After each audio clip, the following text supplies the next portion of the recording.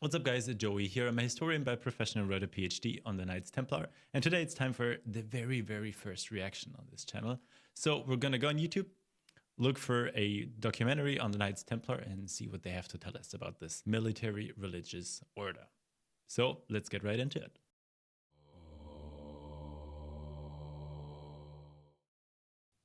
All right, great. So here we go. Disclaimer at the beginning, and off we go.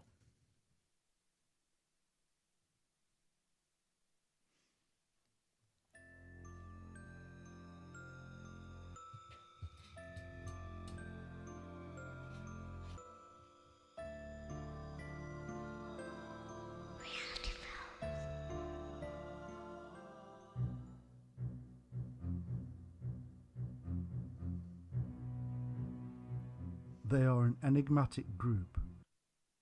I mean, that's the wrong cross, isn't it? That's not the cross the Templars wore, like from all we know. Anyways, that's a cross like later on Hospitallers, for example. I mean, especially later on wore. But that's like there is no like indication in sources that the Templars wore this kind of cross. Anyways, I guess. Warrior monks that were broken up in the early 14th century, and yet, even today in the 21st century. I mean, also, sorry for the early interruptions, but that's the reason why you don't wear a cloak in battle, right? And that's like one of the most common misconceptions about Templars riding into battle wearing a cloak. Like, why would you do that? Like, it hampers your movement. Like, it's not helpful at all. I mean, it looks cool, but also there is no proof of that anyways. So all the depictions of Templars riding into battle, and there aren't very many, show like them not wearing any cloak, and for a good reason. And like he's doing epic movements, but like you can see how his movement is like not really free, and like he's torn down by his cloak and stuff. Like, and that's the reason why. We still look back upon their history and mystery with wonder and speculation. They are linked to the Holy Grail, the Ark of the Covenant, and even the bloodline of Jesus Christ.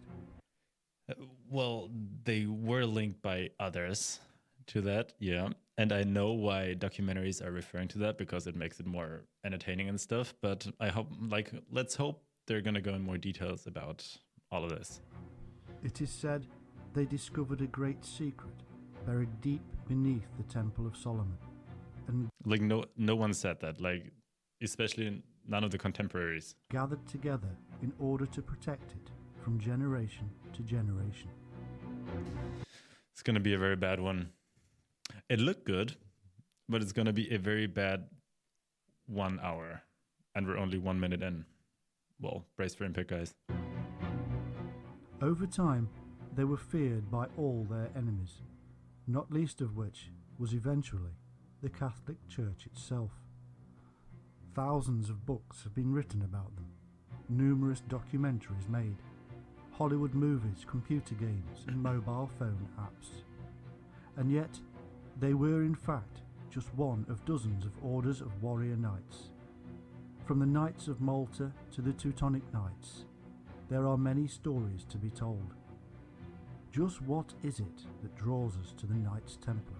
And that's indeed a very good question, isn't it? I mean, and that's what most documentaries are missing out on, that there were other very influential military orders as well that were equally, influential as the Knights Templars were as well. That's what most documentaries are missing out on, and they don't, which is great, I think, right? And it's a valid question, like, why is it always the Templars? And there are answers to that, obviously, but let's see what they have to tell us. What is the truth behind their secrets? In this film, we are going to go deeper and further than anybody has gone before, and we will uncover a secret that is older than the Templars themselves. All right. We will unravel the golden thread of time, the true bloodline, and the ultimate secret they protected, Oh, God. and which became known as the Holy Grail. So is it basically Dan Brown in video form now? Is that what we're up to? They were originally called the Poor Fellow Soldiers of Christ and of the Temple of Solomon, which thankfully has been shortened to the Knights Templar, or for the really late. I mean, they missed the reference to Jerusalem because that's in the name as well, in the Latin name as well. Anyways, Easy, just Templars.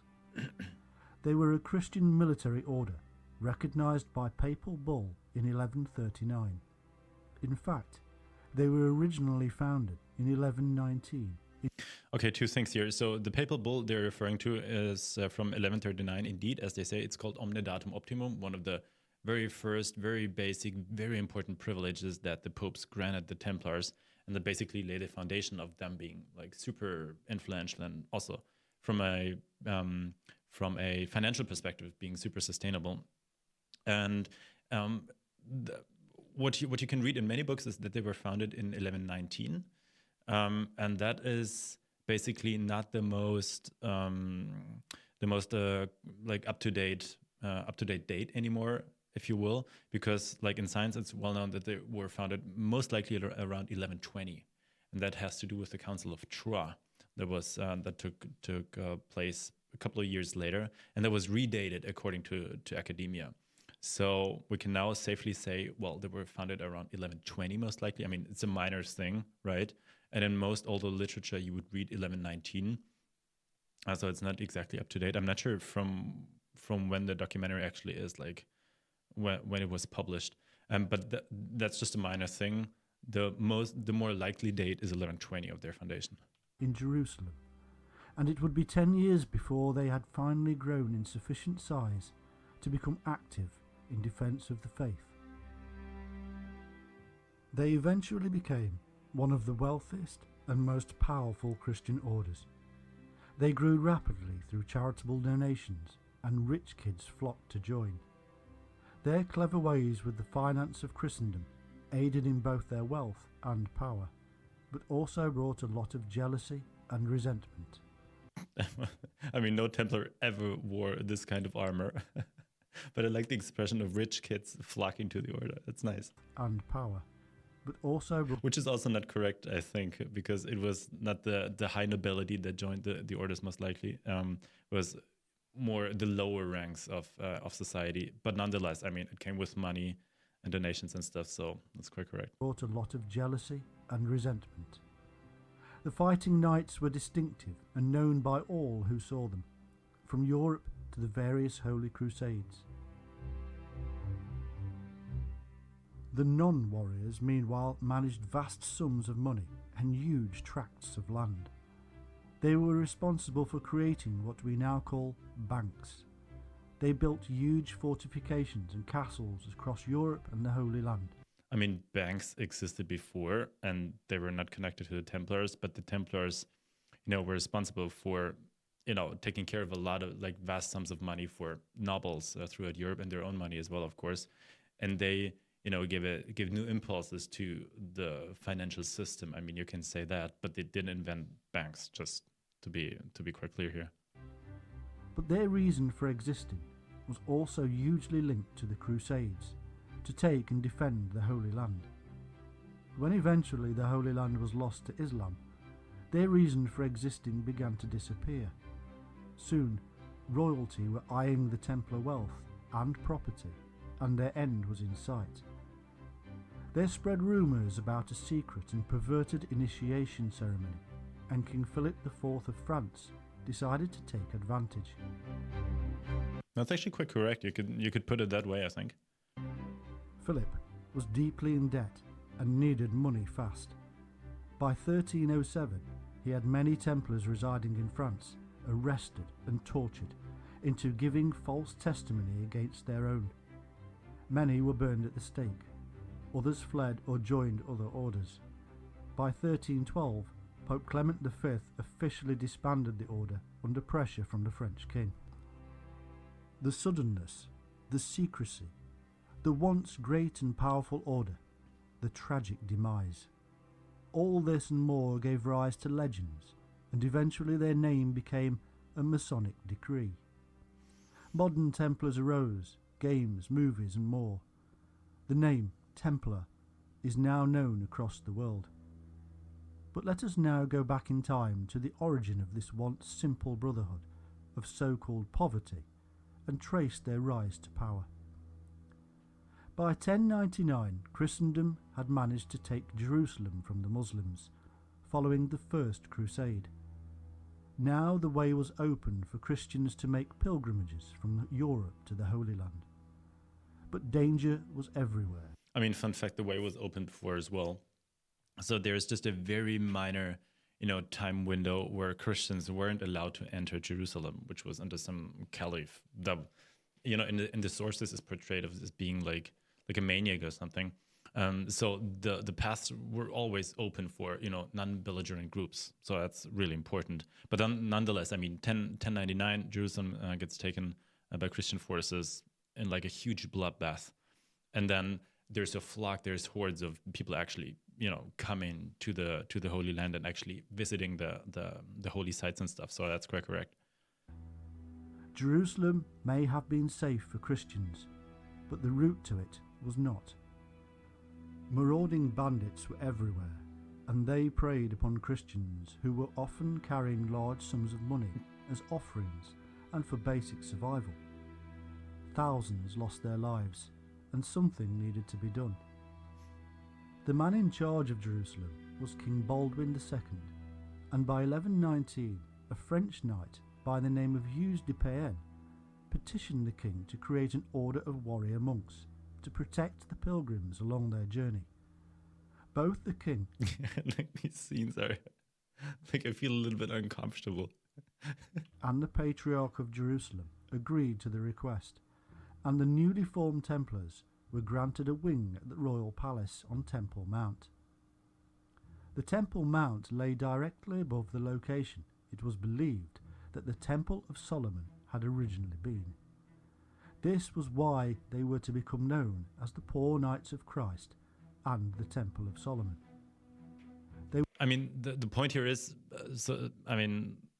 like they'll show hopefully in a second. I mean, the point is they were not. The place where they were lodged first was what is now called today the Al-Aqsa Mosque, right? It's not like the Dome of Rock, which features this golden roof on top of it. That's not the place. It's the Al-Aqsa Mosque, like the mosque right next to it. And in Crusader times, this was identified as the Templum Salomonis, as the Temple of Solomon, and that's why this specific aspect of name is within their official name of the Templars as well. So Templum Salomonis, that's why they were called the Templars. Templars refers to the Templum Salomonis, today's Al-Aqsa Mosque that was then identified as the Temple of Solomon. That's like the precise way of putting it. They were originally only 9 in number and relied upon financial donations to survive. The number 9 is contested. The number 9 refers back to William of Tyre in his chronicle, and I mean it's a nice way to tell. It's a nice story to only have 9 knights, and from all we know currently in academia is that the Templars themselves might have created this number 9 as sort of a legacy of their foundation, but it's most likely they weren't only 9 people. Right. I mean, there were maybe a number more. I mean, they had like people with them. So number 9 is like it's more of a symbolic number as far as we know, but it's a nice story to tell. Indeed, their symbol of 2 knights upon 1 horse indicates this poverty. But such poverty was soon ended. They found themselves a powerful ally in Saint Bernard of Clairvaux, who himself founded the White Monks of the Cistercian order. Through Bernard, the status of the Templars rose and rose. I mean, Saint Bernard is not the founder of the Cistercians. It's Robert of Molesme, but arguably Bernard of Clairvaux was one of the most. I mean, he later became a saint, right? So one of the most prominent figures of this order, and especially with regards to the Templar. But he was not the founder of the Cistercians. Until they were soon officially recognized by the church. Now, they had official status, the money started to roll in, and from across the Christian world.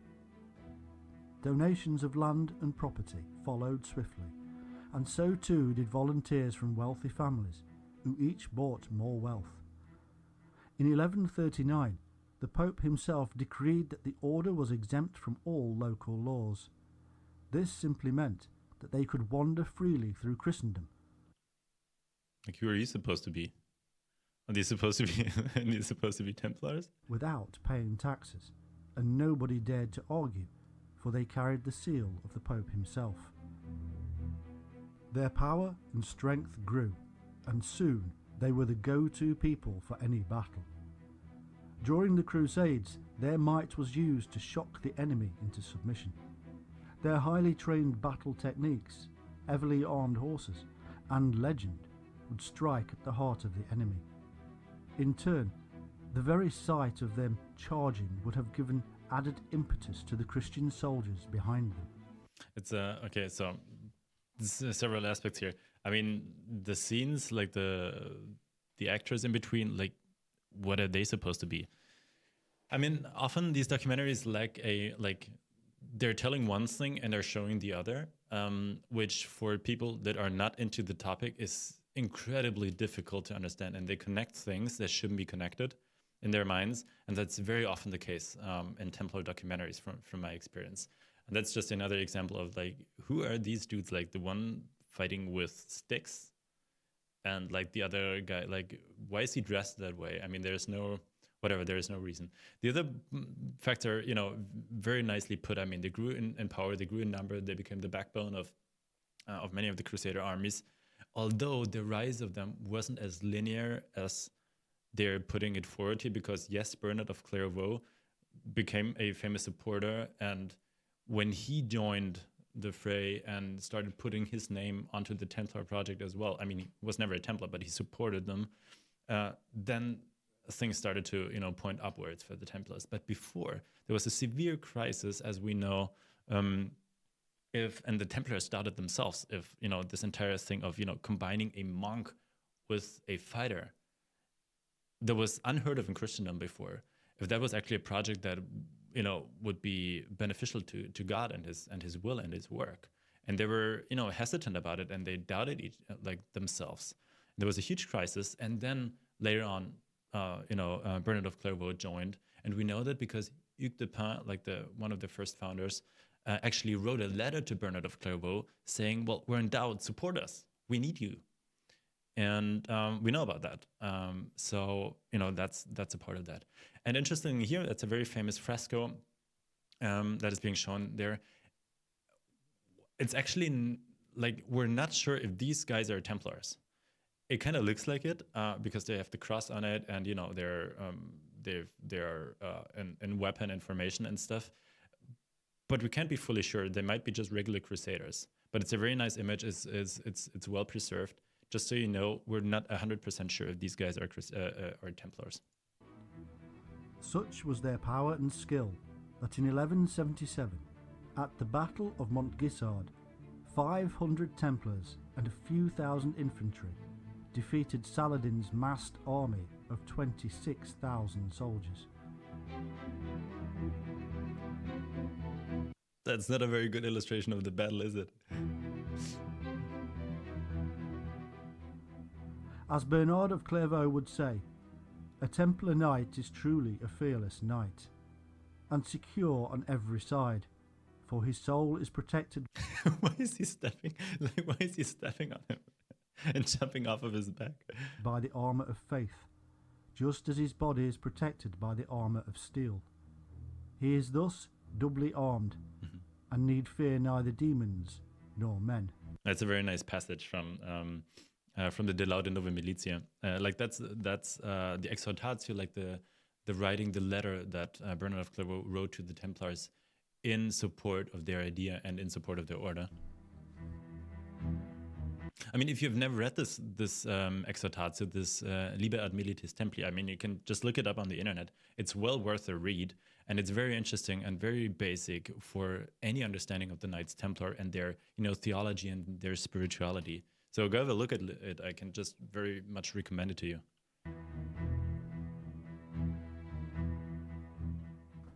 However, Most Templars were in fact not warriors.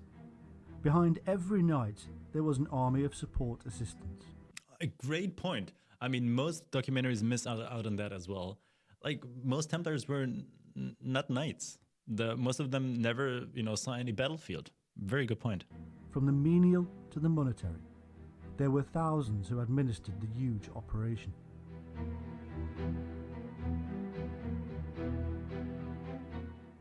Each member was sworn to poverty, and yet many were in control of such huge sums of money that whole nations were envious. Because they controlled such wealth, they developed a thing called a letter of credit, a simple note that promised the Templars would reimburse the holder of such a note. This was the origin of the dollar bill or pound note. A person Was it though? It's more like a credit kind of thing. The origin of the dollar or the pound? I don't think so.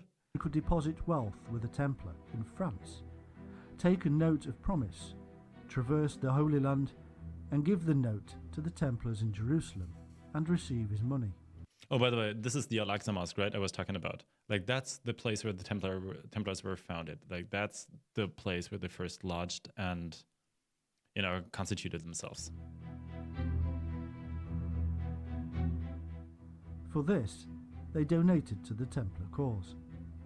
This was back. It's not the Dome of Rock. Okay, so this is the Dome of Rock. That's the Al-Aqsa Mosque. That's not the place where they were founded, but this one is. I mean, that's a common misconception. Banking, and may very well have been the very first in existence. But it did work, and now the marauding thieves could no longer steal from people who had nothing. Wait, I kind of forgot about it. Kind of missed out on stuff. This was banking, and may very well have been the very first in existence. But it did work, and now the marauding thieves could no longer steal from people who had nothing.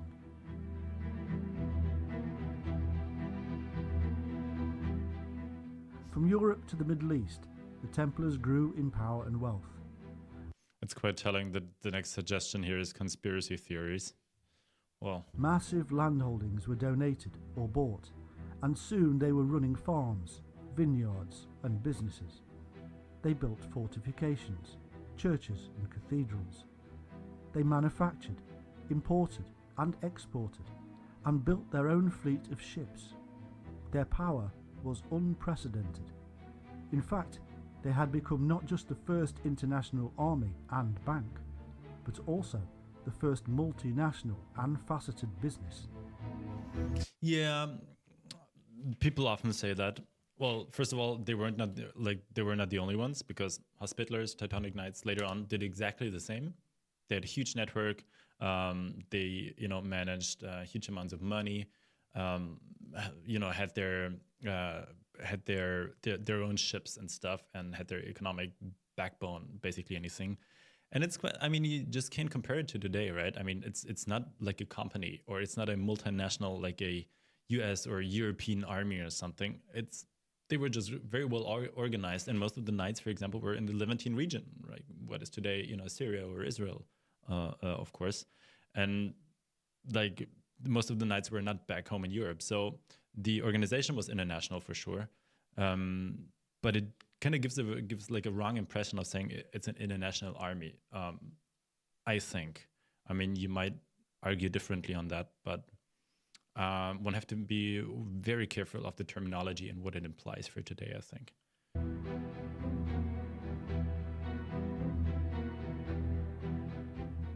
By the middle of the 12th century, the Templars found themselves competing against two other orders, the Knights Hospitallers and the Teutonic Knights. By the middle of the 12th century? Is that what he said? Middle of the 12th century. Okay, that's incorrect. The Templars found themselves competing against two other orders, the Knights Hospitallers and the Teutonic Knights. Yeah, so the Teutonic Knights were founded way later in end of 12th century, so they were not in existence anymore. And the big question about the Hospitallers, of course, is there's a huge debate going on that has been going on for decades in science. When and how the the Order of St. John, so what they call the Hospitlers, were actually engaging in military activity.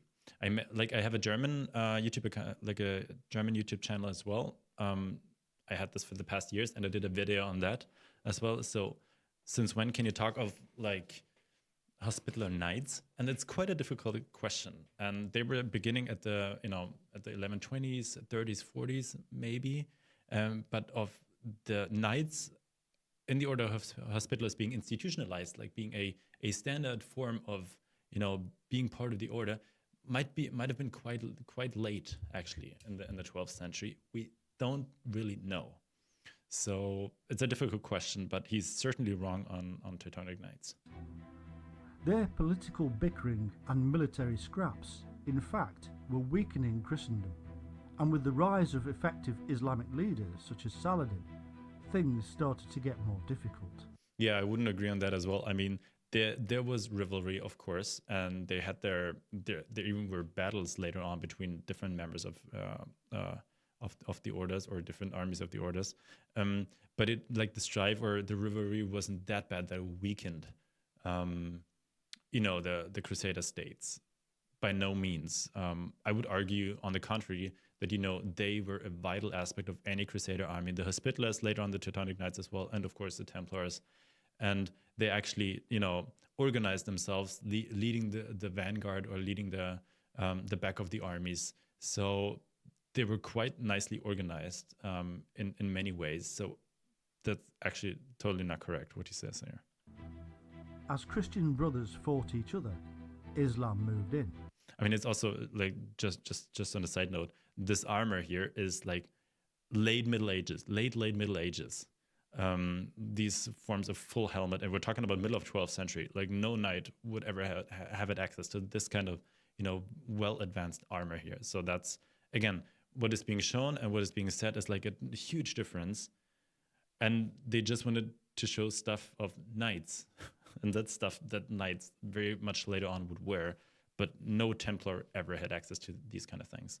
And started to take back the Holy Land piece by piece.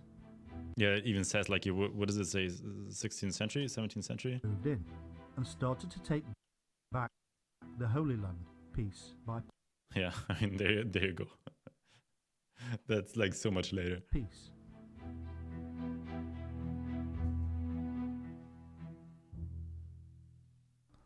Soon, the perceptions about Templar power were weakened, and they backed this up with several unsuccessful campaigns against Saladin.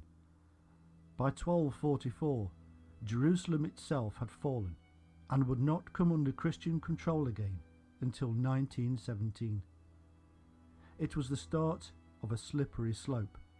They missed out on so many battles. Aren't they not even mentioning Battle of Hattin, for example? Until Friday the 13th, 1307, when eventually the Templars were arrested for heresy and, following confessions, burned at the stake. Well, that was quick. The remaining Templars were disbanded or joined other orders. The Pope decreed that Templar property should be absorbed into the holdings of the Knights Hospitaller. Mm-hmm. Many, in fact, see the disbanding of the Templars as simply a merging of the two orders. Many Templar organisations simply changed their names from Knights Templar to Order of Christ. Many Templar organizations? Like, what do you mean? What were Templar organizations? I mean, there was the Templar Order. The Order of Christ is a reference to the Portuguese order that was established later on. It's not an indirect relationship. The Order of Christ was established, I think, in 1319. So Templars were gone, like their institution was officially gone, and then the Portuguese order was created, where indeed a lot of Templars actually took refuge or continued to live in. So again, several aspects here. The merging of the two orders, that might be a fair point to say, because in the public eye, maybe there wasn't. I mean, we can't tell for sure, but there wasn't a huge difference between Templars, Hospitallers, Teutonic Knights. There were military orders, and if you would have asked like a person meeting on the street, like what's the difference, he most likely wouldn't have been able to tell you, I think. So from what we know, and there were discussions actually at the end of the 13th century to actually unite Hospitallers and Templars. So there are letters, and there's even like travels of Jacques de Molay, like the last Grand Master of the Templars, traveling to the Pope and having to talk to him about why he's not a big fan of uniting both orders. So the Pope actually asked both masters to actually bring forward arguments pro and contra, uniting both orders. So there was a thing, this talk about this, but it never came to fruition because later on, the Templars got disbanded, of course. But it's a very interesting point, and it might be fair to say that this was a case even in the public eye, I would think. Today, the Catholic Church states that the medieval persecution of the Templars was in fact unjust, that they had in fact done nothing wrong, and that Pope Clement had been pressurised into his actions by the dominance of King Philip of France. It's of course very convenient for the church to say that. They might be referring to the Chinon parchment, on which I'm just now preparing a video. But let's see. And the public outcry.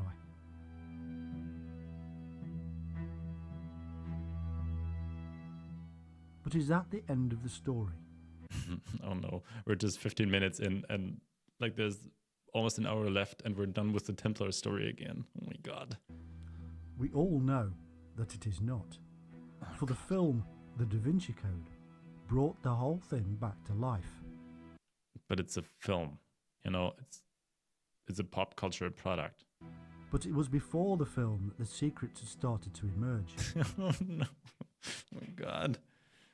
In fact, Dan Brown's tale is simply a fictional expression of several books from decades before. That are all made up. I got them here in my bookshelf. Hang on for a sec.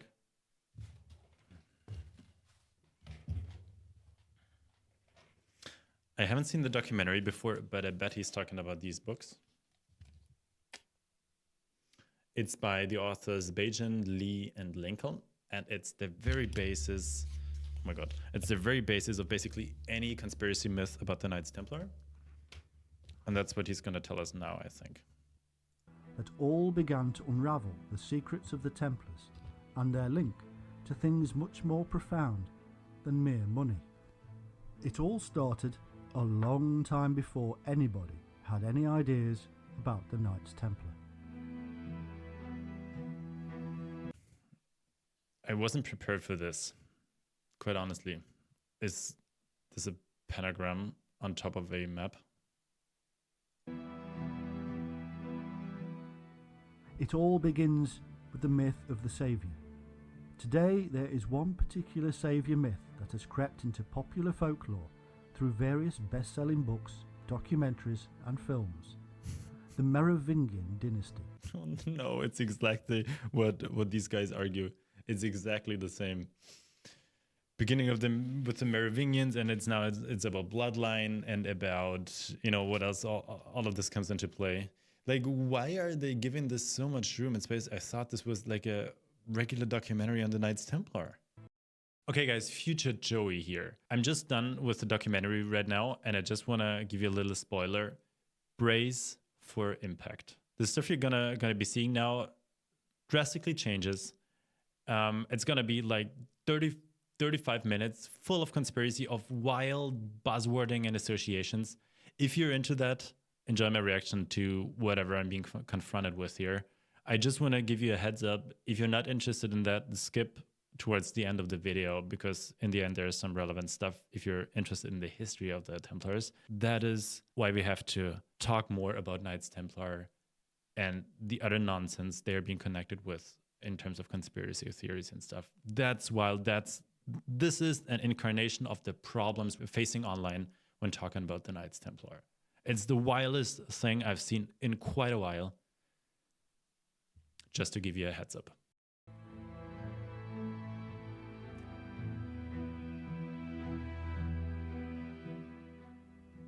The Merovingian dynasty has been romantically depicted by both the regional writers in France and international best-selling authors such as Dan Brown and Bajan, Lee and Lincoln.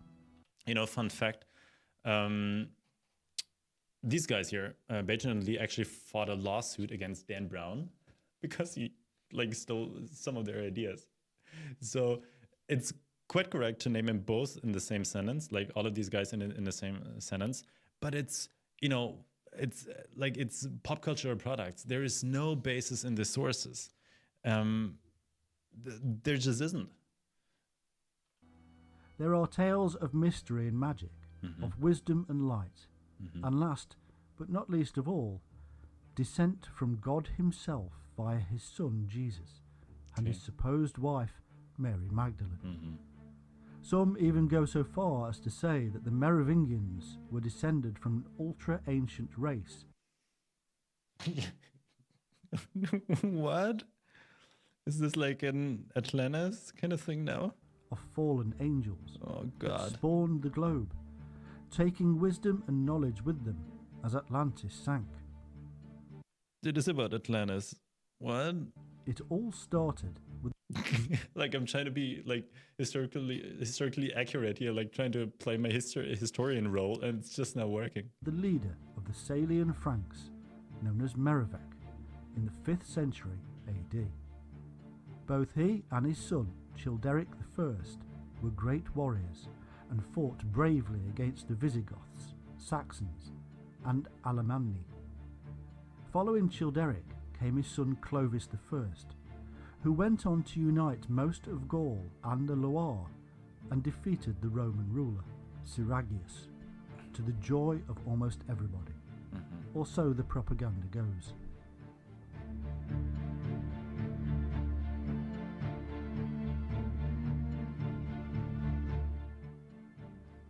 It was Clovis I who adopted the Roman Catholic religion for his nation. Eventually, by the early 7th century, we end up with the infamous Dagobert II, also known as Dragobert, coming from the words dragon and Bert, which in turn comes from Bara or Para, which means pharaoh.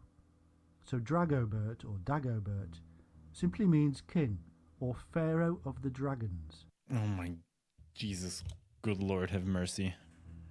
Such links to dragons or winged serpents will become extremely important in our tale. What? I mean,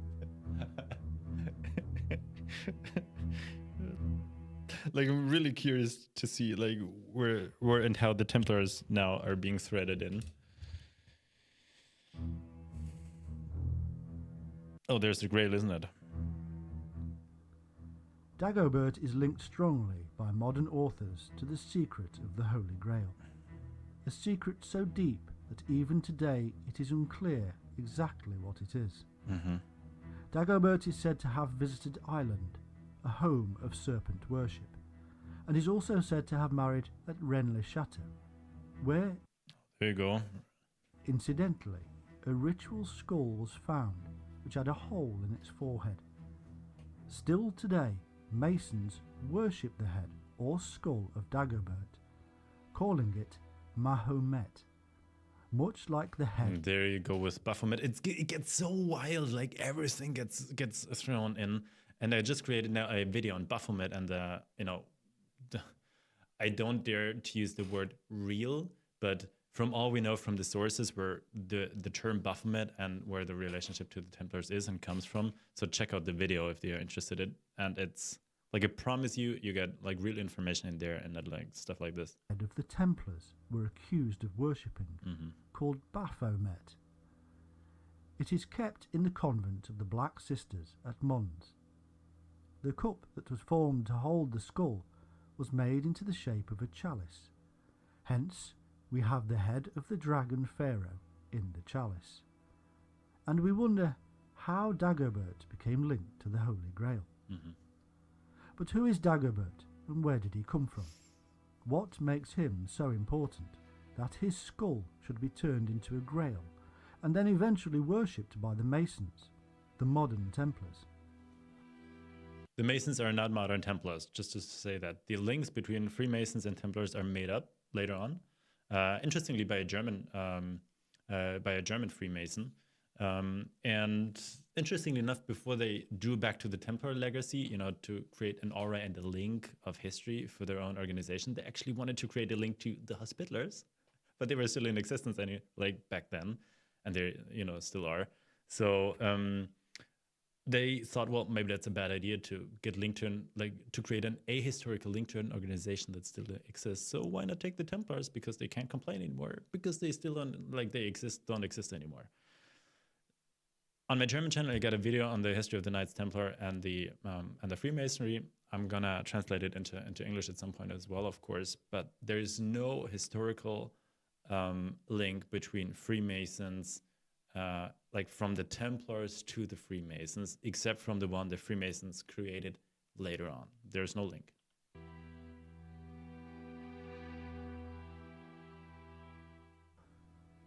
The year is 469 AD, and the Roman Catholic Church makes a pact with Clovis I, King of the Franks, giving him the title New Constantine as a thank you for becoming Christian.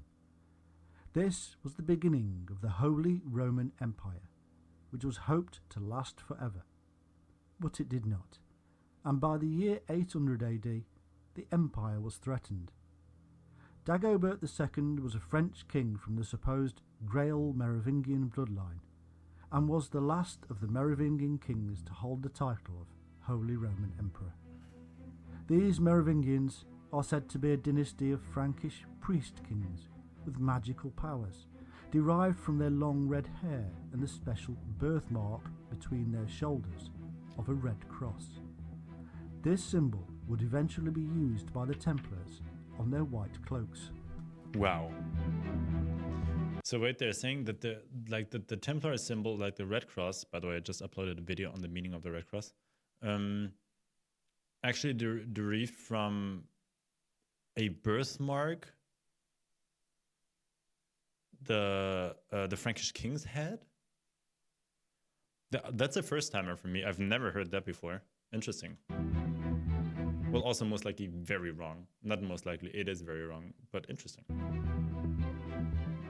The Christians spread rumours of witchcraft and various other misdemeanours because Dagobert was seen as a threat. After several years spent away from his Frankish kingdom, Dagobert returned from Ireland in 679, but there were problems with the mayors of the palace. 3 years later, the Catholic Church plotted a conspiracy against him due to their displeasure with Dagobert's lack of allegiance to the Roman Church. Evil church, isn't it?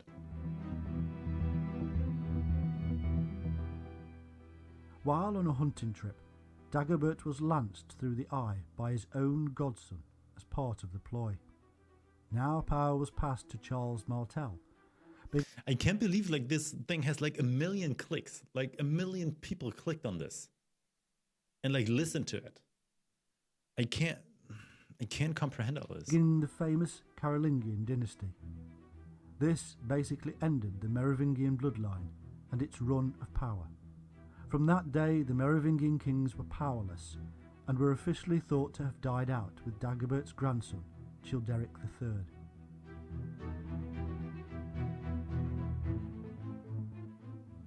Charles Martel's grandson, Charlemagne, was anointed Holy Roman Emperor. like, just keep in mind, we're still talking about the Knights Templar here. The Catholics had wiped out the troublesome Merovingians once and for all. Or did they? Some still claim today that they are descendants of this special bloodline. However, my researchers have gone to prove that this was pure propaganda, fueled by books such as The Holy Blood and The Holy Grail. I mean, you're repeating exactly the story of Holy Blood, Holy Grail, and just saying, well, it's not true what it says, but you're just repeating it, like you're claiming it's a fact. And the blatant lies of Pierre Plantard. Thousands of books have sprouted in the last few decades with new evidence. Okay, so he is like now creating his own theory. It gets even more wild? Is that what it says? None of which is verifiable and based upon legends only. But you spent like 20 minutes now explaining like wrong stuff to us. What is wrong with you?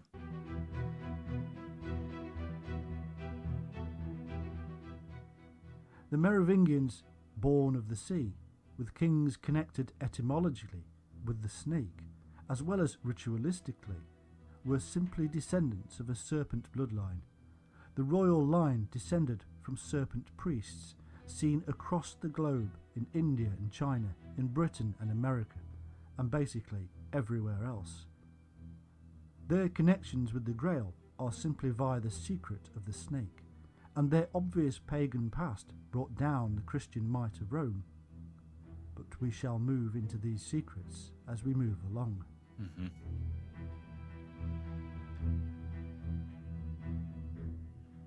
One of the most striking images in Christian history is the Red Cross. Whether a strict Latin or a Templar croix patée, it is a memorable symbol, especially seen as a stark white background. Seen in relation to the Mark of Cain, or the Merovingian birthmark, or even the Templar cross, they all seemingly relate in one way or another to the symbol of the snake. All crosses refer to the symbol of the snake? Indeed, the Red Cross is an almost universal symbol of the snake, and therefore, to wear it, one is branding oneself as a serpent worshipper.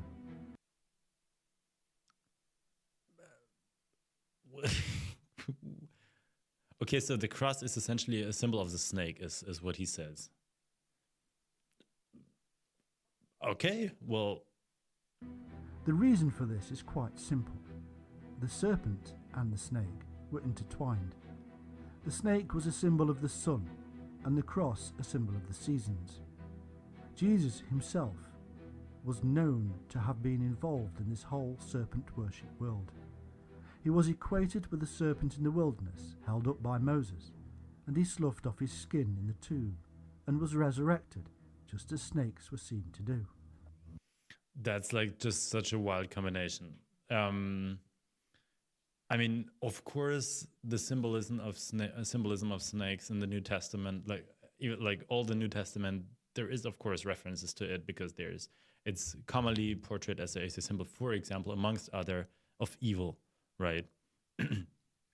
But Christ being a snake worshipper, and like hence the symbol for Christ, which is the cross, is then a symbol of snakes. That's beyond wild.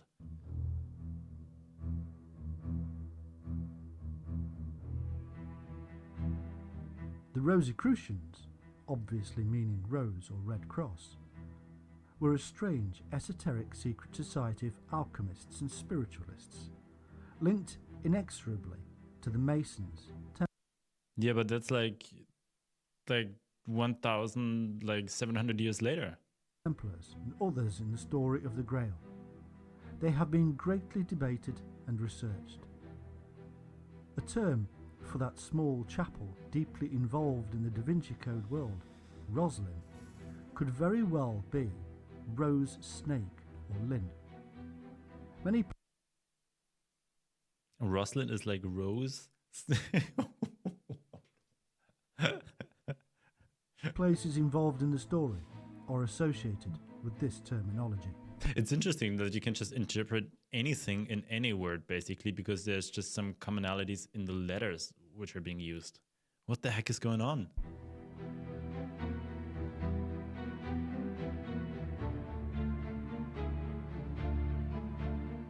Whilst there recently filming for a documentary, I found that even the iron fence surrounding the chapel was adorned with the rose and a cross. It's like a freaking modern fence. Like, what are you trying to tell us? In the mysteries of Keris and Proserpine, the great secret is communicated to the initiates. The bull has begotten a serpent, and the serpent a bull. The bull is a symbol of the generative force. I'm getting really mad right now. I've been to Rosslyn Chapel before as well, and like it's just a gorgeous chapel. The power. It is a symbol of the sun in Taurus, and emerges from the sea. As the Quinator, the bull supposedly spawned the Merovingian bloodline, and this son being called Merivek after the sacred bull of Heliopolis, Meroe.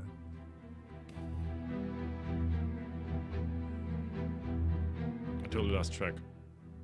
It was this King Merovech, the first in the line of the Merovingian kings, who was said to have been spawned by the Quinator. This is a giant sea monster with a bull or goat's head. So the Mer of the Merovei becomes obvious in that Mer means sea, born of the sea. The word Quinator, if broken down, resolves into Tor for bull and Quin for king. So he is the king bull of the sea, the sun in Taurus. This bull... Like, answer honestly, do you still understand what he's referring to? Please let me know in the comments. Like, goes back a very long way in history, right back to the days of Mesopotamia and kings such as Sargon and Menes. But this goes back yet further to an association between these kings and their legendary genesis from ancient sea-born gods such as Oannes and Dagon, who were serpent gods. like in these kind of documentaries, you get just bombarded with weird, like not linked associations and buzzwords all being thrown into the mix without basically any solid foundation for anything. And then some words just resembling loosely another word, which is a basis for another theory and another line leading somewhere else. Like, what is going on? The sun. That's why, exactly, that is one of the reasons why I started my 2 YouTube channels, to actually counteract these kind of things. But it's getting increasingly hard because it's just getting so complex and just so weird that, like, where would you start in debunking this kind of thing? Except from saying, well, that's just stupid. As a serpent would sink beneath the horizon and become a fish. Dag means fish and on means sun. Dag is fish in Hebrew, actually. I lived for a couple of years in Israel, so I know some Hebrew, some Ivrit, like modern Hebrew. And that's correct, Dag is fish. Dagon is therefore the nighttime serpent sun, otherwise known as the black sun in various esoteric traditions. The black sun is a symbol of the underworld and the unconscious. Could it be that these legendary creatures are archetypes from the unconscious? This is the element Gnostics believe to be the true self, and the early Gnostics were in fact serpent worshippers who had a holy snake Eucharist. They were also the people responsible for writing down the whole Jesus myth and giving us the New Testament we know today. These myths are really about invading serpent worshippers or migrating snake cults, coming into the land, bringing with them all the skills associated with the coming of these ancient gods, such as metallurgy, architecture and medicine, not to mention a distinctive psychology. Like, what's the video material here? Like, what are they showing? These deities are half bull, half fish or serpent figures, revealing their belief systems in their strange images, not what they were physically. It reveals a belief system of a duality between the sun and the snake. Oannes is Dagon, and this is related to the word for dragon. This god is the biblical Leviathan, the great serpent of ages past who encircles the world as the Ouroboros, the symbol of immortality and eternity. This is the same symbol which attracts the phrase, "My end is my beginning." Yeah, like even my Templar is like committing suicide because he's like seeing that much nonsense. Holy crap. Like the words placed into the mouth of Christ, "I am the beginning and the end, the Alpha and Omega." What? In fact, the Christians of later times went on to use the image of the Ouroboros as a symbol for the Alpha and Omega elements of their Christian faith.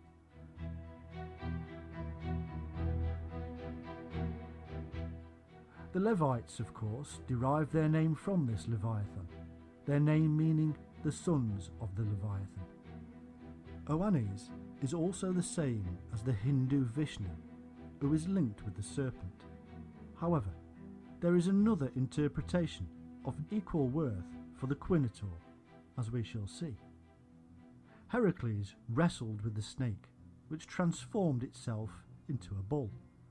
Heracles tore off one of its horns, which the nymphs tossed into the river, where it turned into the cornucopia, or the Horn of Plenty.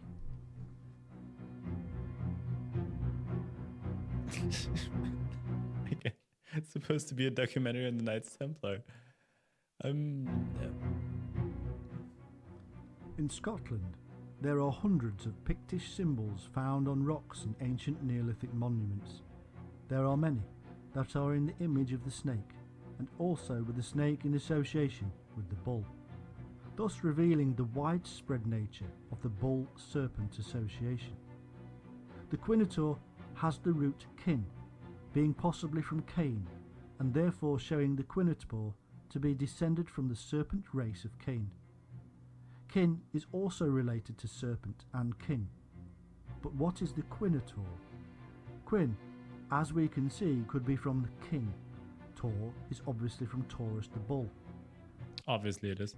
It could also come from the Babylonian Quinigu, who was the greatest among the children of the dragon goddess Tiamat. According to Babylonian legend, in the beginning there was neither land, gods, nor men.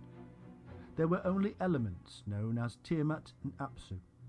Tiamat was the female and the spirit of salt water and primal chaos, and Apsu the male, the spirit of fresh water and void. Tiamat is depicted with scales and a serpentine body and legs, with horns on her head. The union of these two I kinda don't know what to say, quite honestly. Like, gods produced all the other gods, including the greatest among them, Quinigu. The Quinator was a mythical sea beast, said to be half bull and half fish, or dragon and serpent. This could easily be an indication of Taurus going into Pisces and a message of the stars. However, according to author Crichton Miller, the sign Aries has been deliberately removed or left out of the name in order to claim that their bloodline stretched back to the time of the age of Taurus. Crichton Miller. The Quinator is also said to have sired the Merovingian bloodline, as we have seen. Are we trying to get back into history now? Like, after a 20-minute of excursus to, like, stupid nonsense? The saying Merovingians, said by several authors to be descendants of Jesus, the sun deity, and so he is seen as the sun or ruler in each sign. Quinator, traced backwards through Greek and into Phoenician legend, is none other than Zeus, the very same god who impregnated his own daughter with Dionysus. But how is Zeus related to the Quinator? Well, Quinator is Dagon, the half-fish serpent linked with Oannes and Oedicon, and giving us the dragon title. Elsewhere, Dagon is known as Deonos, and Zeus was Dias. As we know, Zeus was known to have taken the form of the serpent to procreate, just as the Quinator sires a race of sacred kings, and in the Orphic legends it is said the son of Zeus, Dionysus, who was to be the fifth ruler of the world. The Phoenician legend involves him in the disappearance of the daughter of Canaan, Europa. Europa was a princess, or the daughter of a god, and was said to be very beautiful. One day, a servant told Europa that a white bull had appeared on a local beach. This tame bull allowed Europa to wrap garlands of flowers around its horns and to climb on for a ride. But the bull ran off with Europa into the sea. She was never seen again. Now we have an entire continent named after a missing girl stolen by a bull. All of this is beginning to sound very strange, and on the face of it, It started to begin to sound strange like 20 minutes ago, man. I'm just saying. none of this ought to relate.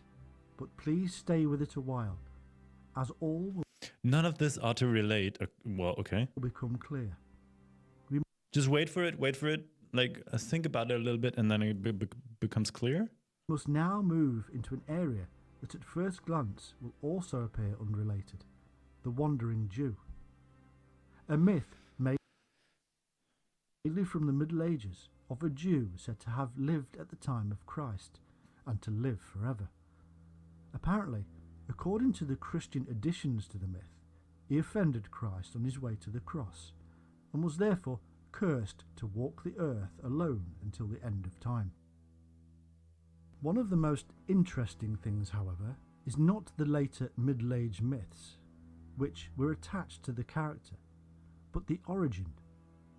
The Wandering Jew is literally an amalgamation of hundreds of supposedly separate characters, all immortal. However, it is my view that they all originate from the source of serpent immortality.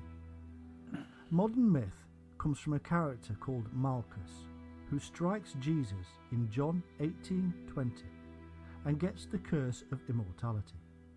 However, in Matthew 16:28, there is also the disciple who Jesus infers immortality upon. There shall be some standing here which shall not taste of death. Note that Jesus, however, says some. There were indeed several characters that Jesus bestowed earthly immortality upon, and not as a curse, but as a gift.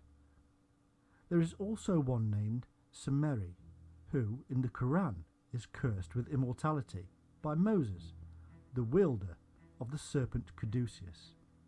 And not forgetting that Jesus is likened to Moses, who lifted the brazen serpent in the wilderness.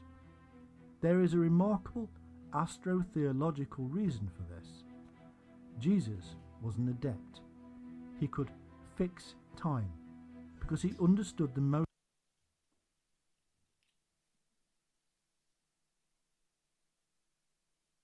Oh, God.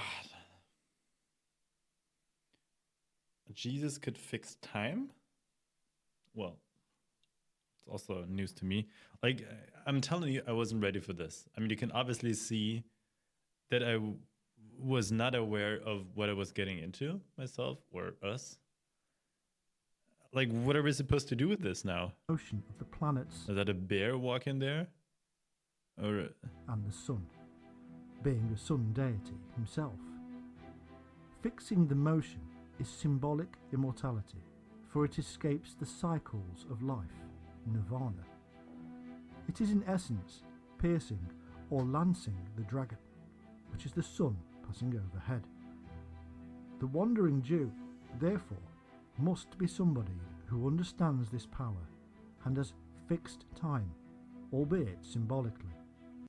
but you already told us that it's an amalgamation of like a dozen or 100 several traditions and myths and legacies. Like, what are you? But there is also more to this character. There are always more levels of understanding, many levels of heaven. The Grotto della Sibilla, which is said to be in the Umbrian Mountains and was mentioned in a medieval period romance.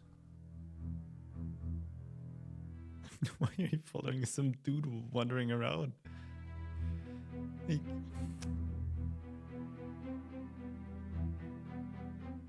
Mako is mentioned. all I wanted to do was a proper reaction on some Templar stuff. Good or bad ones. Like I didn't care, but I wasn't expecting this. As having been turned into a serpent by an enchantress called Sibylla, who is connected with a healing serpent. This Mako is the Wandering Jew in serpentine form, the same Wandering Jew who sheds his skin. Malchus was also known as Ahasverus or Butterdeus, and in the myth it was as a porter that Ahasverus struck Christ and mocked him for walking slowly.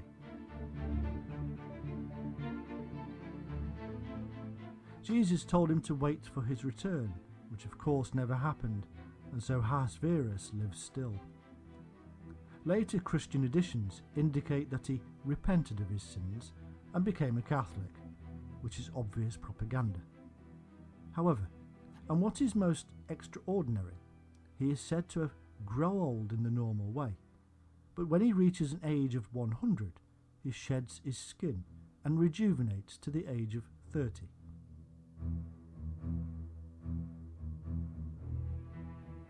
What can be more like the tale of the rejuvenating snake?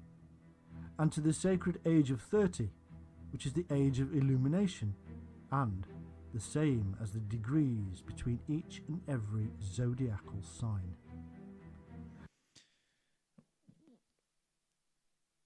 So the degrees, like he's mixing like literally everything there is into one pot, stirring it around and creating something new out of it, like which doesn't make any sense. The wandering Jew is likened to Cain. Just some regular dude walking there in like a cloak. What is going on? The father of the serpent race, whom it is said wanders the earth as an immortal. Oh, there's our Templar again. As the Lord put a mark upon him so that none would hurt him, the same mark that the Merovingians carried and would later adorn the robes of the Knights Templar, a blood-red cross. There is also an amazing legend about the linking of Herne, or Canunus, the horned god, with the wandering Jew, in that they are one Please spare us. Please don't. and the same. It is said that Herne told... I mean, you know, if you thought like this stuff here was wild, we found something even worse, and it is this documentary. Jesus to drink water from the indent of a horse's hoof, telling Jesus therefore to subjugate himself to the old ways.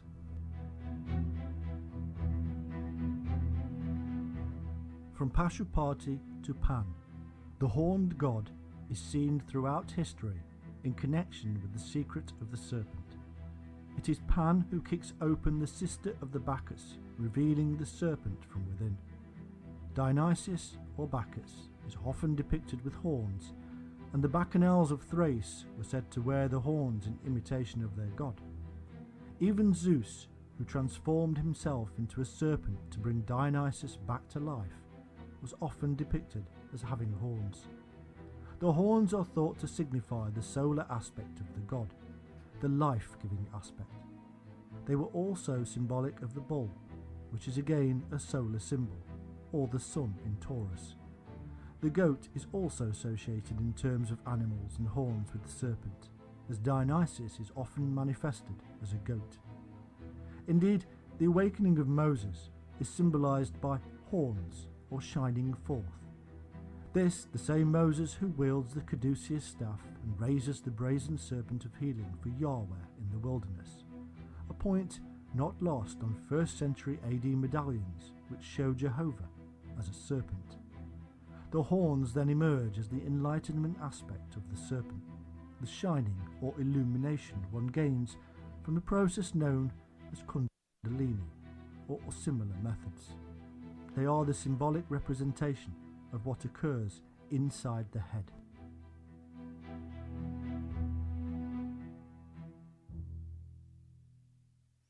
Heads are central to the story of the serpent cults, and there are many instances which prove this point.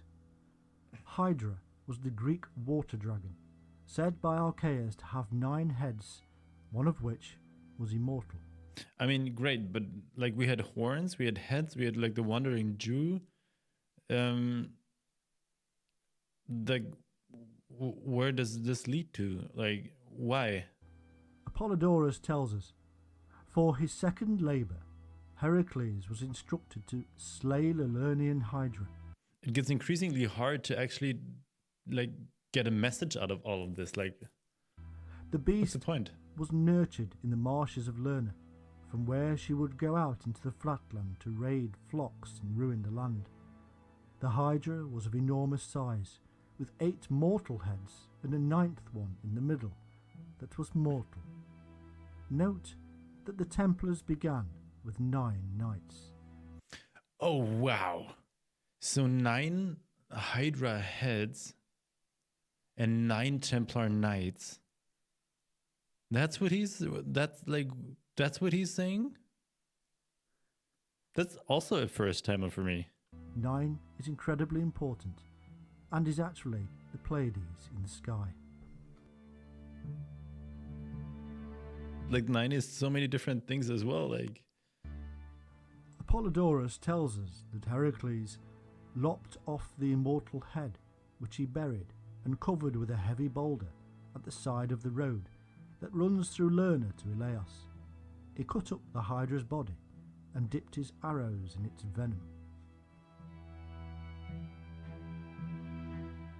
Strabo gives an even more telling tale of the usefulness of this poison, as he points out that the Anigros River of Elis emits an offensive odour for a distance of 20 stadia and makes the fish unfit to eat. This is attributed by some writers to the fact that certain of the Centauri here washed off the poison they got from the Hydra.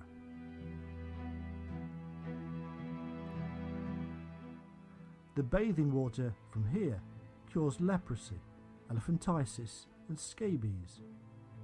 A strange effect for poison to have, that it should, diluted in the waters of the river, have medicinal benefit. It has to be related to the equally peculiar concept that the Hydra has one immortal head.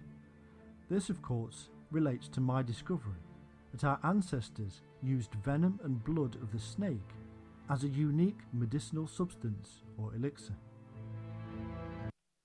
that's your discovery, really.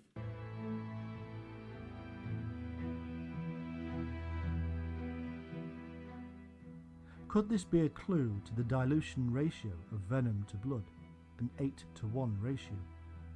According to the Argonautia, the arrows dipped in the blood of the Hydra were used to kill the dragon Hesperides, which lay by the trunk of the apple tree.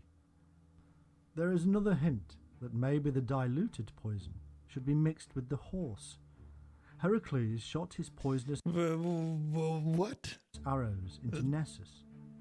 As he died, Nessus, knowing how poisonous the arrows were, since they had been dipped in the gall of the Lernaean Hydra, drew out some of his blood and gave it to Genedra, telling her it was a love charm.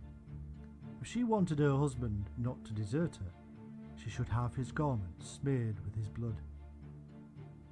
This is not obviously linked with the horse at all, until we discover that Nessus was a centaur, and therefore half horse, half man, like Chiron, the teacher of the snake god Aesculapius.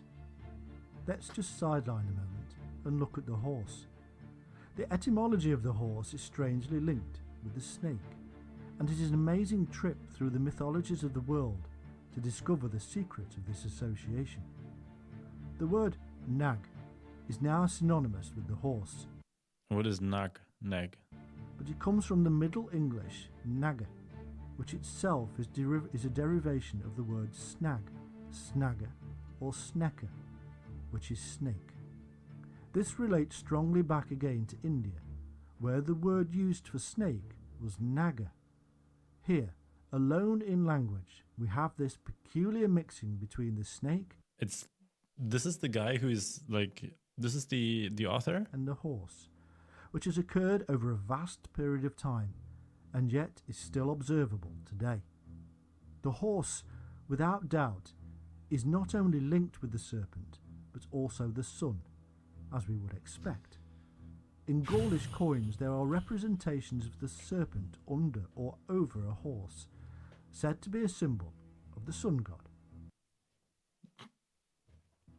In fact, in the Bible we have Jesus, the sun god, riding or on top of the ass or horse, as he rides triumphantly into Jerusalem, to death and to new life, the pattern of the sun each day.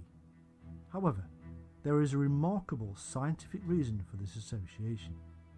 In order It's the first time he mentions the word scientific. to produce anti-venom, non-lethal doses are injected into horses, and over a period of time the horse naturally builds up antibodies, specifically designed to neutralize the venom.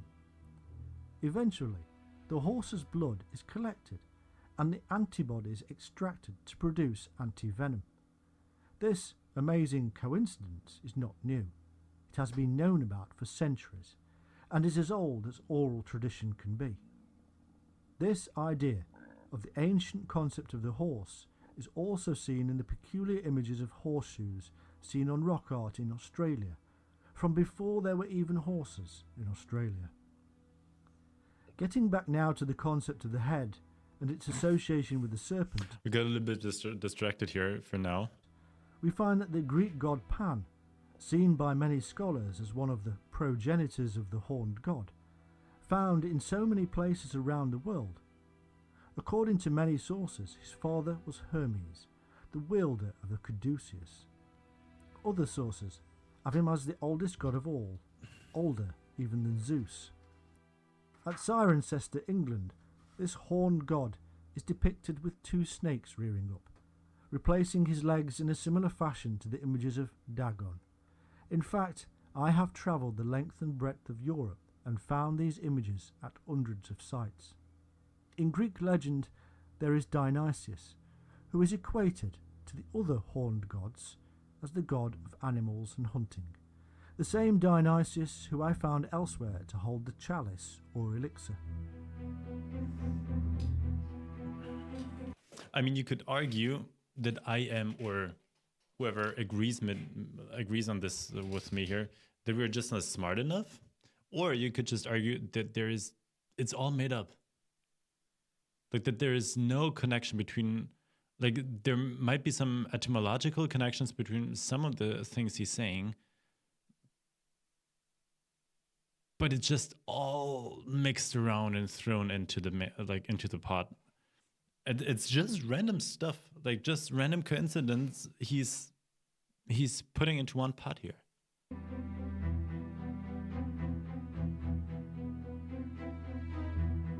It's just it all just works by associations, right? The sun is round, or it goes up and goes down, and that is like what you refer to as the ass or the horse with Jesus entering Jerusalem on it. So like entering death and life and what? It's just all like random associations. There is also a female version of the horned god in Amalthea, the goat nymph goddess. She was the glorious nurse of Zeus and Pan. Zeus took one of Amalthea's horns and gave it to the nymphs. It became the Horn of Plenty, a precursor to the Holy Grail. Upon Zeus becoming the Lord of the universe, he set Amalthea's image among the stars as Capricorn, which has a fish or serpent's tail. On frescoes in the Roman catacombs, the ancient pagans drew images of the sea goat carrying the caduceus, therefore linking the horned god with the healing and wise elements of the serpent. This image alone, as the goat of Mendes, was to move into alchemical and Kabbalistic circles much later on. The wandering Jew and the horned god, Osiris and Dionysius, all are synonymous now with the infamous Green Man. The Green Man, Well, the green man comes into it as well. Okay, great. or indeed woman, can be seen across the world in medieval and even modern cathedrals and churches. Many will now be familiar with the chapel at Roslin and the many hundreds of green men depicted there, peering from their foliage hideaways. However, take a trip to South Westminster or Lichfield Cathedral in England, and you will find many more. In fact, there are thousands of green men and women across Europe. Mm-hmm. These depictions are ancient and have been distinct pagan origins, and now that we understand our diverse pagan heritage included the worship of the serpent, and the many things that this entails, we must also understand that Christianity adopted it. The Green Man is the fertile god of nature, the god of life, and it is therefore only fitting that he has a consort and a female version of equal status. The fact that there are less female green deities poking out of stone trees from the church wall is simply because Christianity took on the paternal aspects of the Jewish religion. In truth, a rich, fertile and active nature simply had to have a dual nature of male and female, and mirror the life of those on our plane of existence. But what are the origins and meanings behind this peculiar little character? Could it be from the idea in the time of Moses that the area of snakebite turned green? The green man or woman was therefore not necessarily green to the foliage, but may have been due to the idea that he or she was immortal due to the healing venom. It's just the color is your connection now? That the snake bite might have turned green? That's so... El-Qadir is the Arabic term meaning green, and is said by some to be linked to the infamous Sumerian Gilgamesh. Gilgamesh, in one epic tale, tried to find the herb that brings eternal life, the elixir, but a snake steals it while he is taking a bath.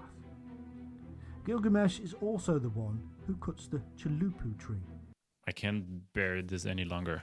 Which is surrounded by serpents at its base. He takes the tree to Inanna, but keeps the rootstock where the snakes had been, and makes the magic wands Miku and Puku, said to be the progenitors of the serpent rods of Moses and Aaron. El-Qadir is also equated with St. George, the wandering Jew, Elijah, Moses, the one with the serpent staff, Melchizedek, the longest lived person in the Bible, Dionysus, said to be the Greek green man before he took on the role of wine and ecstasy, and the Druze say that El-Qadir is John the Baptist, which is interesting when we consider that Lady Raglan and Sir James Fraser pointed out that human representations of the year king and queen, or green man and woman, were usually decapitated and then hung on a tree, as John is decapitated and Jesus is hung on a tree. This of course makes John and Jesus two aspects of the same thing. El-Qadir is said to be immortal as he drank or fell into the well of the water of life. He is wise as a serpent, and several Sufi orders claim descent and initiation via him. With connections to Islam, we have to ask, did the Templars have any idea about El-Qadir? Wow, like all of a sudden the Templars are back in. What? Claim descent and initiation via him. With connections to Islam, we have to ask, did the Templars have any idea about El-Qadir? Was he the head they were accused of worshipping, known as Baphomet? That's also a very new theory I've never come across, and I've seen very many very bad documentaries and read many very bad books. But that's new. El-Qadir is also linked by some to Al-Qaed, the Muslim star on the tail of Ursa Minor, behind the head of Draco. The colour green is something seen often in folklore, myth and legend, and strangely, it always seems to have some relationship to our tale here. Guinevere, the serpent-connected queen of Arthur, is said to have green or emerald robes. Like whenever something is green, like he just tosses it into the mix. That's wild. Sir Gawain is the Green Knight. Wolfram von Eckenbach's Parsifal linked strongly to the Templar tale, as the hermit Trevirisent with a green reliquary. Even the sword used to behead John the Baptist is said to be emerald. Ancient druids, neophytes and the fairies were said to wear green.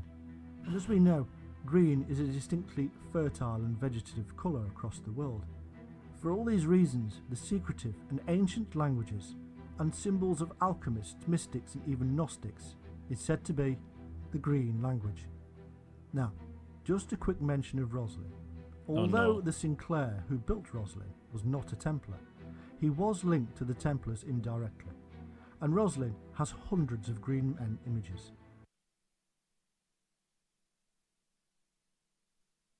Okay. As well as Templar symbols. It's not Templar symbols, it's just stars and crosses. Like, it's not Templar symbols. Namely, two brothers on a horse, the Agnus Dei, the five-pointed star or pentacle, the head of Christ image or Baphomet, as well as... There's two people on a horse at Roslin Chapel?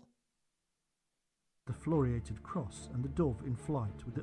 Like the Agnus Dei, the Lamb of God, is like the most important symbol of Jesus Christ throughout Christianity. Like, of course it's in a church, man. Olive branch.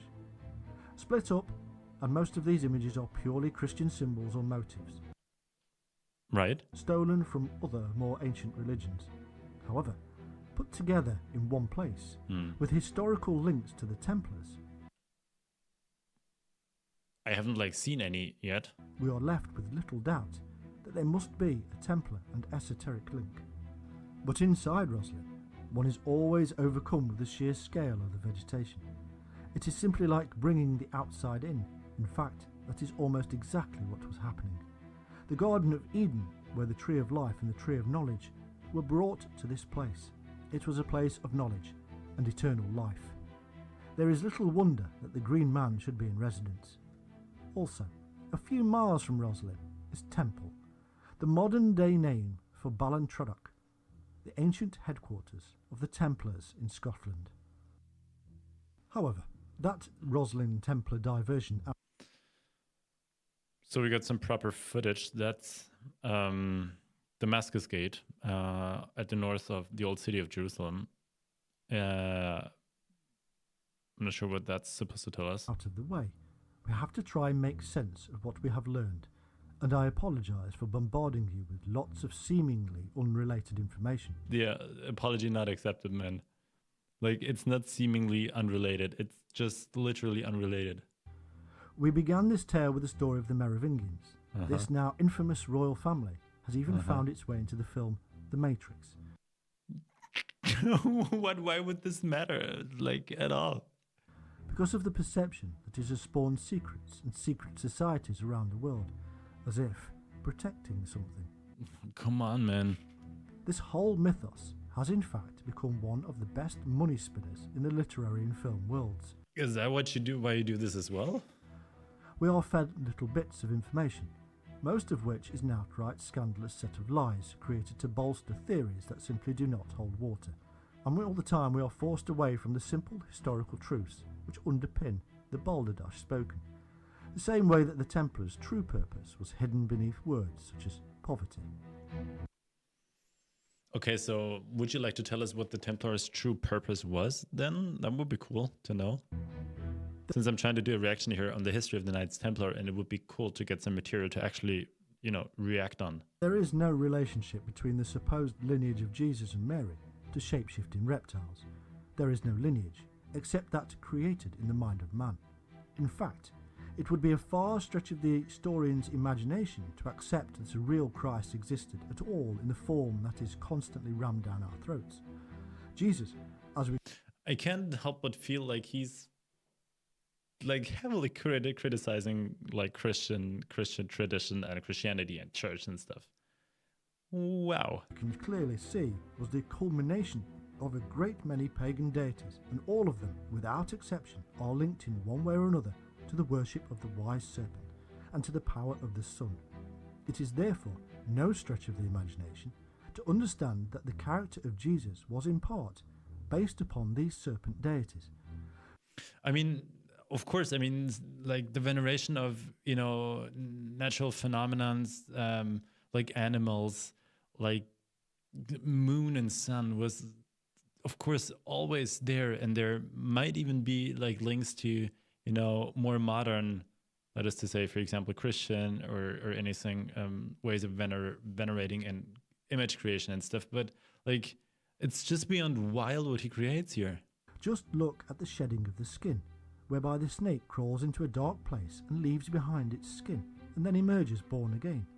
The same thing happened to Christ, as he died on the tree, was placed in the tomb, and once risen to new life, left behind his old skin or shroud. In Africa and elsewhere, the snake is still pinned to the tree as a votive offering or sacrifice for the health of the tribe. In some places, it is even pierced on the side. Christ was equated to the brazen serpent of Moses, and we are told to be as wise as serpents. In truth, the ancient and pagan worship of the wise serpent has slithered unseen into our so-called modern religions. What there is, in fact, as we can see from the disparate evidence presented above, is a whole host of clues laid bare before our eyes. All we have to do is eradicate the preconceived thoughts that are in our minds. These thoughts were placed there at Sunday school, in textbooks, and from the silver screen, or indeed So what he would tell me as being critical of what he says here, you're just, blindsided, blindfolded by everything that was pushed down your throat in terms of what the church was, what the religion was, what Christ was about, what the Templars were. I'm just not getting rid of all the false images, and I am not seeing the reality behind all of this, is what he would tell me, I guess. And that's something you could always say when you're just making up things, right? indeed from the now imposing internet. Try to break a boundary here for me for a moment. Imagine, if you will, a world that holds no mystery. No, this isn't the beginning of a John Lennon song. It is a serious attempt to alter our perspective. Imagine that there are no ghosts, no aliens, no Loch Ness Monster or Bigfoot. Just imagine that man simply evolved over vast periods of time, and to a point where he suddenly, or slowly, became conscious of the world around him, and his own place in it. It's like looking at a monkey and watching as it looks around, picks up a few things, and then something comes into its mind and it's startled. We can see in its eyes and actions that it is scared to death. It has suddenly realised that it is sentient and quite separate from the world around him. It looks at the other monkeys now with the austere gaze and pities them. But he's also very different now, and so he takes himself away from nature and begins to use the world around him for products it can supply. Gradually, like a baby, his mind tries to work out how everything is put together and how to take them apart. He wants to know what those points of lights are in the sky, what that big yellow round thing is, and the white one that changes shape at night. He'd never spotted that before, and so he analyses everything. A few thousand years pass by and the descendants of our little monkey are losing their hair because they have covered their bodies in the skin of other animals for the cold and wet times. They are using their minds, working out how to kill bigger and bigger quantities of animals for meat, which they have found gives them more satisfaction than eating vegetables and fruit matter all day long. Now they have more time on their hands, a concept they had no idea of before they became conscious. Time passes slowly, and the mind develops. Some, in the growing groups, want to know more, and as they question, they become fearful of the dark night, the deep waters and the burning summers. Noises come from the woods that they no longer know, because they have been away too long from that level of nature. And you were trying to lead us back? Is that what you're saying? And so they wish to understand. The new world of the stars, sun, moon, raging waters, reflections, and the death, all must be explained or avoided.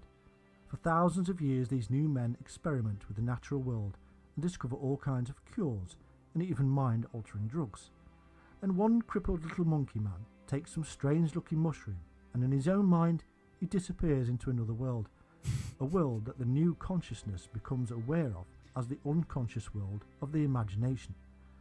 But these concepts are not yet born, and so this other world is real, very real. And when the monkey man returns, he tells the others of his vision trip. He is so adamant in his belief that others try the process too and experience archetypal They look like elves from Lord of the Rings. visions, and so also believe the process to be real. They see spirals and strange serpentine shapes that modern research has proven to be at the deepest level of our psyche, and so when awake they spot these shapes all around them and see the snake disappear into the other world and emerge with new life. It is a special animal, more special than all the others. Years pass, and we now see large wooden buildings, circles of trees and pathways, all mirroring these other worlds. Pictures are painted on these structures and inside caves of the wonderful otherworldly visions. Men and women have been chosen to access these worlds for the rest of the growing tribe, and they become healers and guides, medicine men and priests.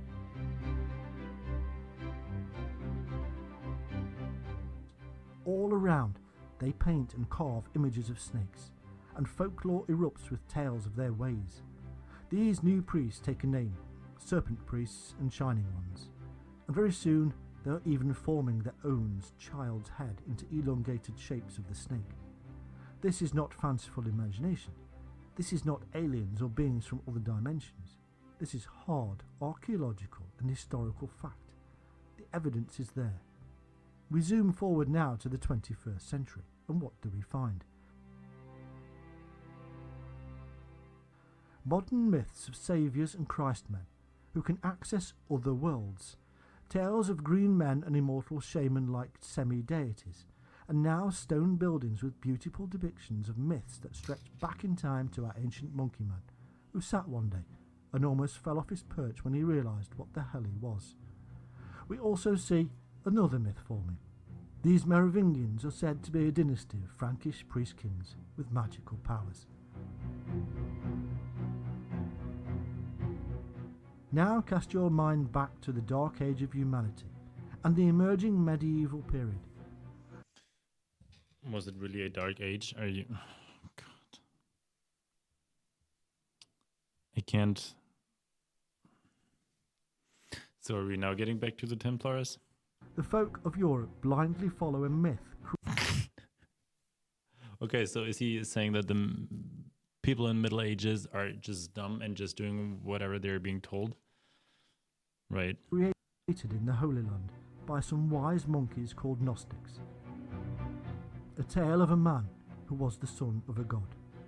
It is all taken so literally, so simply. But life is hard, and death and pain are everywhere, and an idea of a crusade comes forth to go and save souls in the Holy Land. In battle and death, suffering men can find atonement for their sins and a glorious life in heaven. And so in their thousands they depart and battle the might of Islam. They take the holy city of Jerusalem. But along the way, men with minds meet and communicate with holy men from other faiths. Such conversations were impossible in Europe. No, they weren't. I mean, of course they were, because it's like utter nonsense what you're saying. But people could talk freely. They could talk to other people from other religions. There were even like theological debates about these kind of things. I mean, not these kind of things, but about religious questions, of course. New influences are now at play. New concepts that there is more to the spiritual life than just the simple, literal Christianity. In fact, like the outfit he's wearing, and like I'm trying to hit him, like have the impulse of hitting myself because it's so bad. These men of thought soon It's like fantasy LARP outfit. discover that their own religion is in fact based upon much older myths of serpent worship and immortality. I mean, no one like tries to say it like that Christianity is not based on something older. Of course it is. Like no one ever doubted this. Like this didn't come out of nowhere. Christianity. I mean, it didn't just appear. I mean, there was a basis for that, and traditions and ideas of people and humans, of course. But that's just not the point. Through the power of the sun and snake.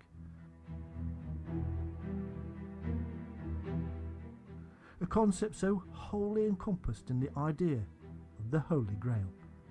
The cup that holds the blood of the one true great serpent god himself. The cup that is the mind of the illuminated. Imagine then, also, the fact that these newfound truths were pure heresy in a world dominated by the power of a vicious Catholic Church who jealously guards its literalisms. Is he saying the Templars found out about all of this? Of the Gnostic texts. So Templar is Gnosticism, that's why the church killed him? Is that why we had to endure like an hour of nonsense? Nobody would dare to openly speak of such truths in a world of utter and complete control by the ruling elite. It all makes sense now, kind of. And so the truths are hidden, coded and kept secret.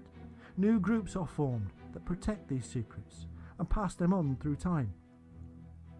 This stream of information from one generation to another became symbolized in the bloodline. The truth of the Holy Grail passed down from one age to another through the long line of initiates via the sacred bloodline of secrets. This is the truth, that all of the secrets were in fact hidden in plain sight, and the key to understanding them was protected throughout the dark period of Catholic control. The Templars did discover the Grail, or truth, and they did pass on its knowledge.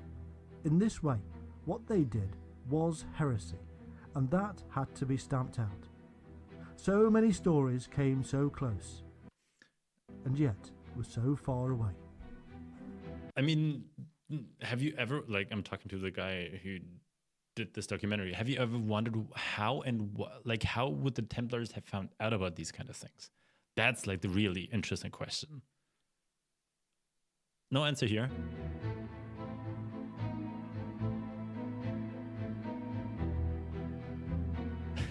It's called reality films. Like, you can be further away from the whatever.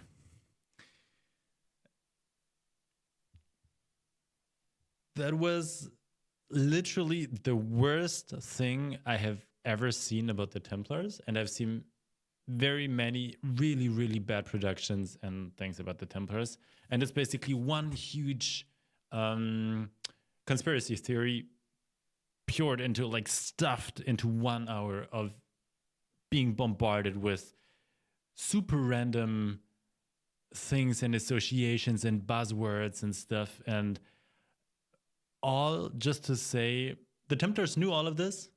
And why I'm shouting so I'm like I'm really brought up now.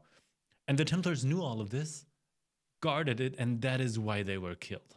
Like, that is why the order was dissolved, and the Pope had to dissolve because he had to keep the secrets. Now it all makes sense why the documentary, like, it's not a documentary obviously, but why the film is the way it is. And it's like even worse than I imagined, quite honestly. And that's why so many people have such a wrong notion of the Templars, because they are linked to these kind of things without any even remotely scientific basis. Just toss in a couple of words, toss in the Knights Templar, like cross, blood, serpents, snakes, Freemasons, Merovingians, and there you go. You have like 1 hour of being clicked like roughly 1 million times, and creating an image of the Templars in the minds of people that is just the way it is. And the Templars and conspiracy myths is like one of the problems that we as historians have to battle and fight, because there's literally no reason for them being involved in these kind of things, except for the fact that they got dissolved, right? Wow. That was that. Like, I wasn't expecting that. Maybe there's something for you in it to react and debate on. Like, tell me what you think. I'm done. Peace out.